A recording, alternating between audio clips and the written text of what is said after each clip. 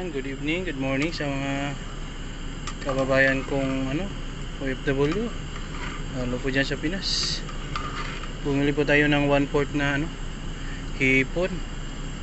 Tapos sasahugan po natin ng assorted vegetable. Mayroon pong okra, sitaw, talong, at saka ano pa bang tawag dito sa isang ito, hindi ko ito kilala, nakalimutan ko kasi ito. Ayan, 1/4 lang na 1/4 lang na hipon para makalasa lang. Gulay-gulay lang muna tayo kasi nga may ininom pa tayong gamot.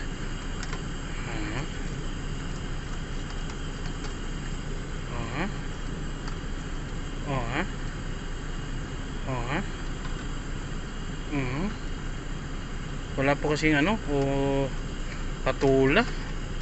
Mas masarap dito may patula, tapos yung alugbati. Naku po, ang sarap nun. Diyan ka muna. Yan po yung may mga tubigan. Yan po bahang kong tubig. Yan po yung tubig na iniinom ko. Ayan, haluin natin. Alright, parang puro gulay parang hindi na nakita yung sahog na nahipon ay siya, sinasabi ko sa iyo. Hindi, 1/4 lang naman kasi. Wala talaga, hindi na nakita yung 1/4 ng palaya, 1/4 na hipon. Importante gulay, palasa lang yung hipon.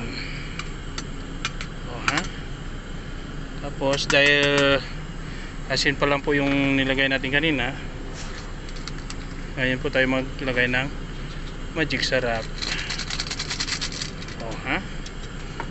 Okay. Wala na, hindi na nakita yung yung 1/4 na hipon. Okay.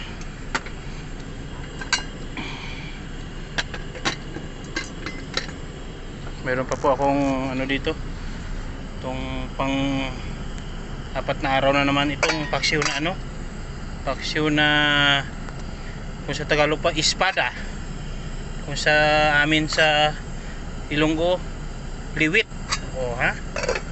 Okay.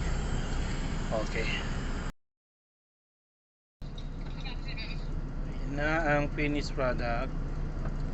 Ayan tayo. Oops. Kain tayo. Brown rice with gulay, sahugan ng hipon. Okay, almusal. Shoutout sa lahat. Thank you for watching.